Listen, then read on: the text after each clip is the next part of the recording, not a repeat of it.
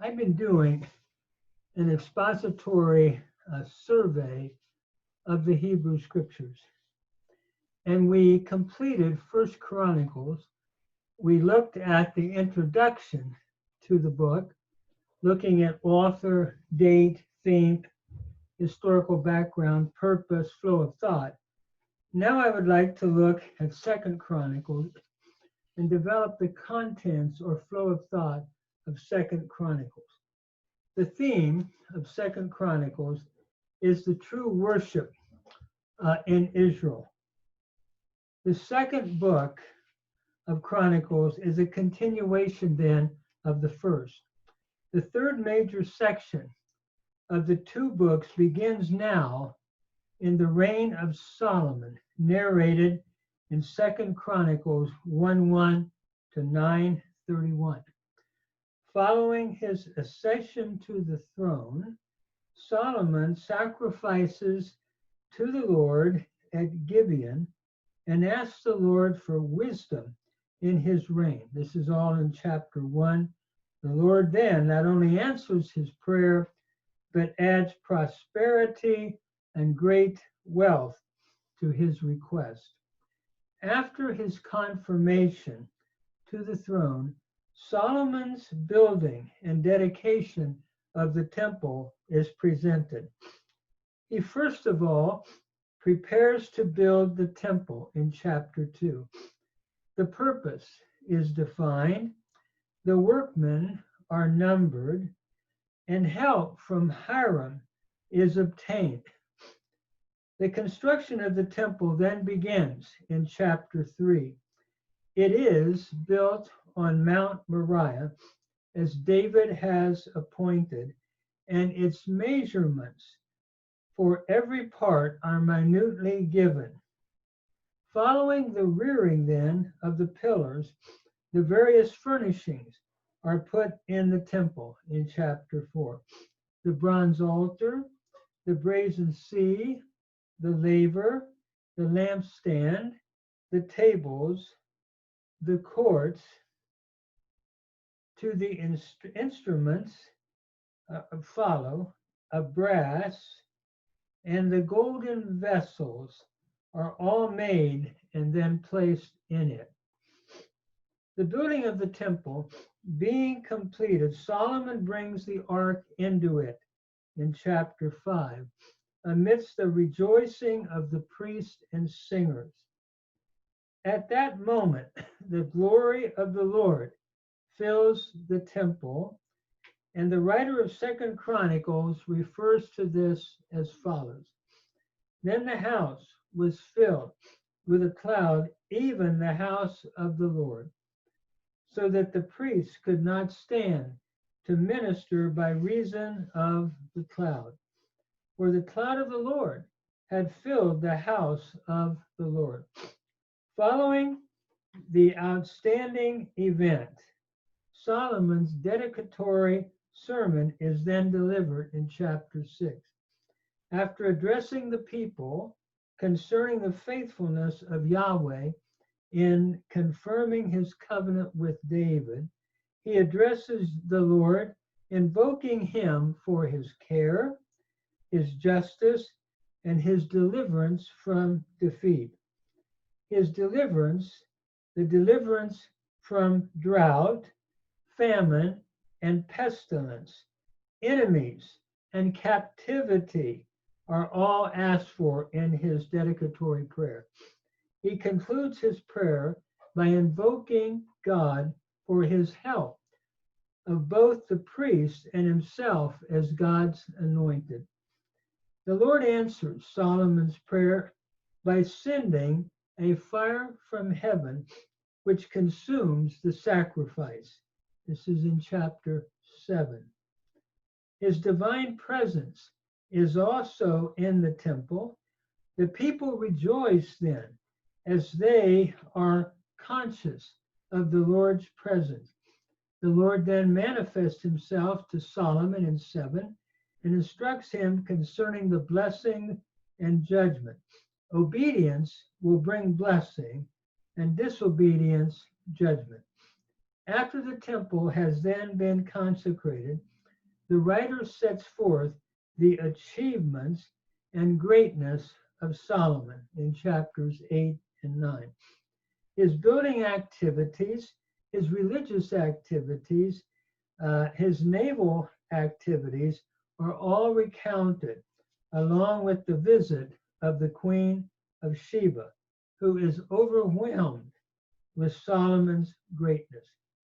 The chronicler then concludes his discussion of Solomon with a brief narration of his wealth and splendor, and finally his death.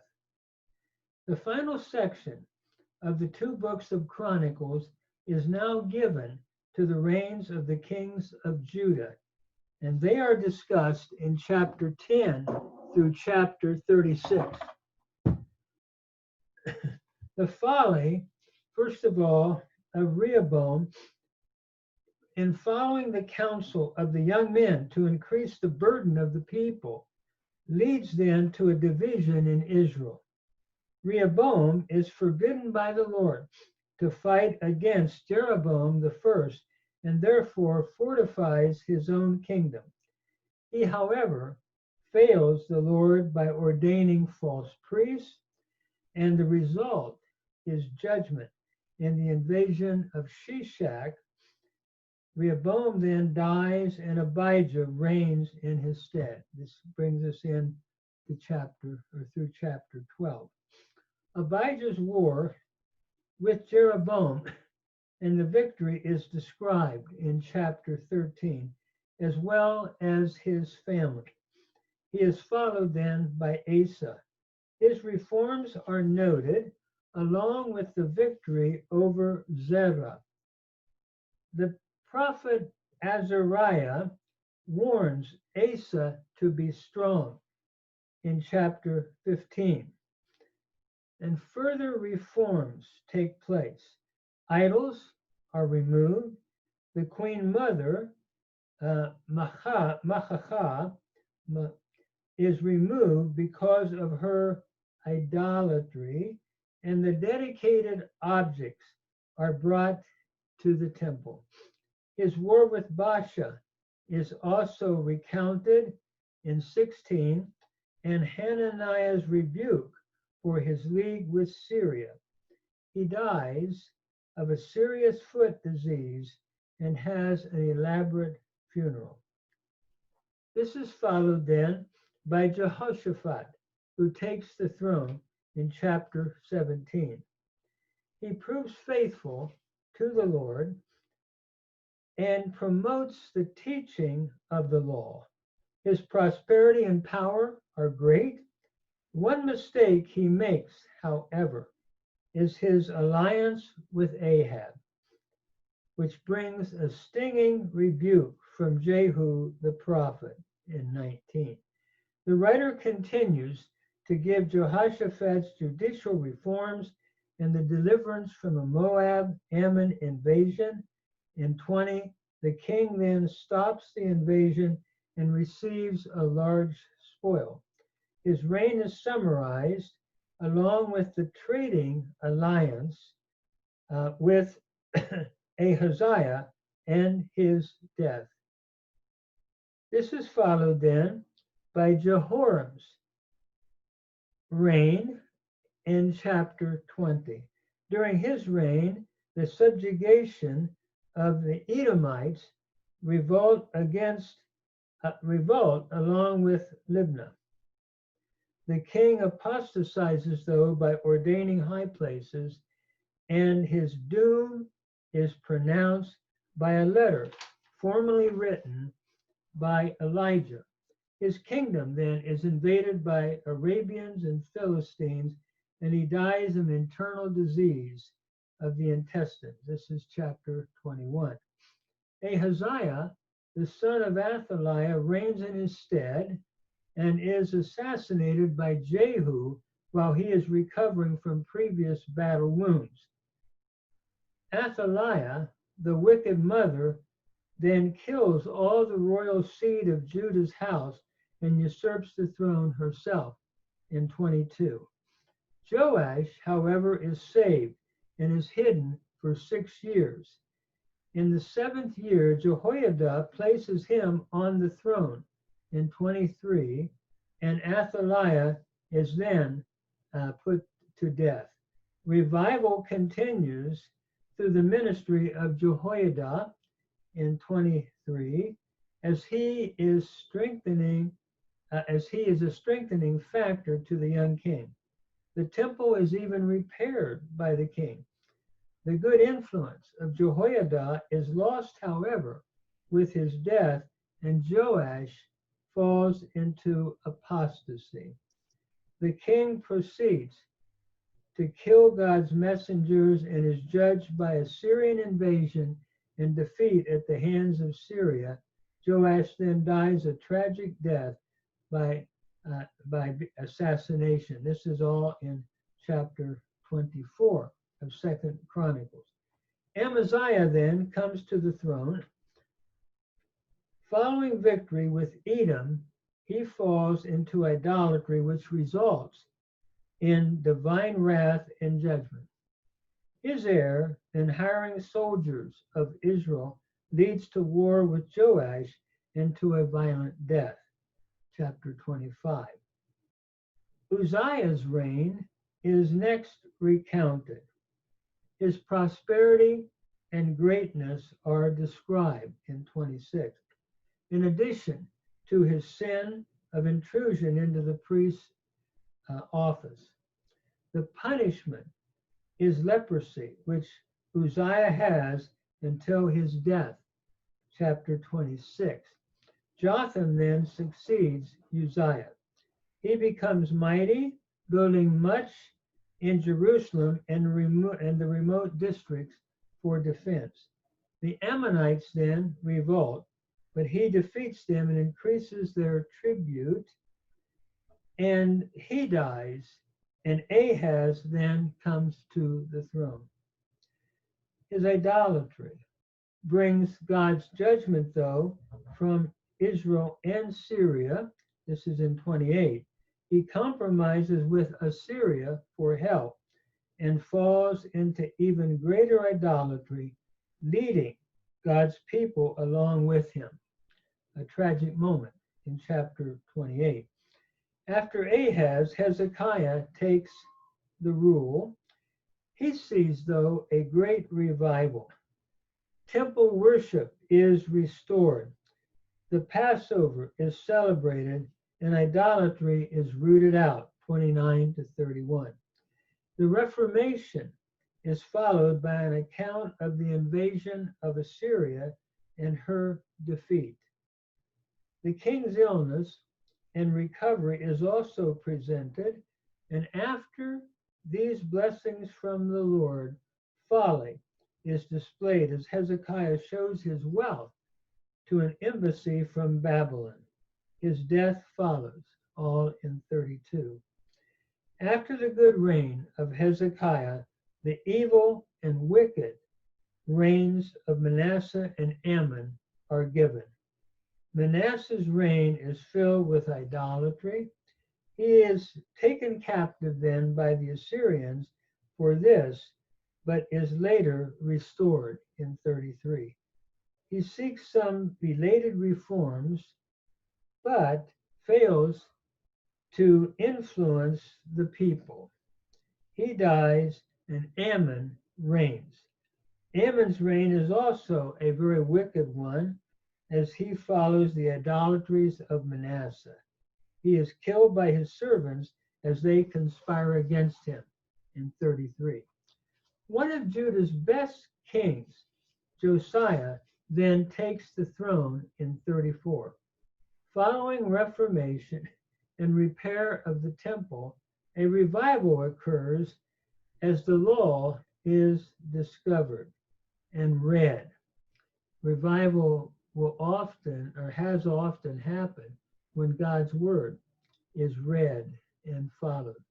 Huldah, the prophetess, this is one of the lady prophetesses in the Hebrew Bible, gives an encouraging message in 34, and the people covenant to obey the Lord. Further reformation then occurs, and the Passover is then reinstated Josiah, however, dies in a battle at Carchemish from the arrows of the Egyptians. This is in chapter 35. The last kings of Judah reigned before captivity. Jehoahaz reigns for 3 months in Jerusalem and is deposed by the king of Egypt. Jehoiakim then is made king by Pharaoh Necho, and Nebuchadnezzar later carries him captive to Babylon. Jehoiachin then becomes king, and he is also carried to Babylon. Zedekiah is placed as king then. This is all in chapter 36. Rebelling against Nebuchadnezzar, though, the Chaldeans overrun Jerusalem, and his reign ends. The writer of the Chronicles concludes the book of 2 Chronicles by then giving the cause of captivity, the destruction caused by it, and finally the restoration under Cyrus after the captivity in fulfillment of the word of the Lord as was spoken by the prophet Jeremiah. It is interesting when we look then at the overview of the 1st and 2nd Chronicles. We have the genealogies we saw in 1st Chronicles, the reign of David in chapter 10 to 29 of 1st Chronicles. This is followed then, after the reign of David, by the reign of Solomon in 2nd Chronicles 1 to 9. And following then Solomon's reign, we have the reigns of the kings of Judah, which concludes the outline for the book of 1st and 2nd Chronicles. What is interesting when we look at this, we understand that the books of 1st and 2nd Chronicles, as we saw early on, presents a history of priestly worship from the death of Saul to the end of the Babylonian captivity. The books then are not merely a parallel account or complement of Samuel or Kings, but they constitute an interpretive history of the Jerusalem priesthood and its growth and development under the Davidic dynasty. For this reason, only those facts which concern this history of the priestly worship are dealt with in these books. The history of the northern kingdom is passed over, not even mentioned, since these kings were part of an unfaithful line and were not even mentioned by the writer of the Chronicles. The kingdom of Judah is given full concentration by the author, along with special emphasis on David and Solomon because of their rule in setting up the temple service. In commenting again on the purpose or the reasons for the composition of the Chronicles, the New Bible Commentary again beautifully writes, "The reasons for the writing of Chronicles is not far to seek. The post-exilic community had to understand how it had come into existence, that it was a true continuation of the pre-exilic kingdom, hence the genealogies, and what the role of God's gift, the temple, and its services that had been entrusted to them." So it is interesting, 1st and 2nd Kings talk about the reason for the Assyrian and Babylonian captivity. This focuses to readers after the captivity, encouraging them in temple worship and fidelity to the Lord in obedience to the Torah and what he taught them, and also faithfulness in worship.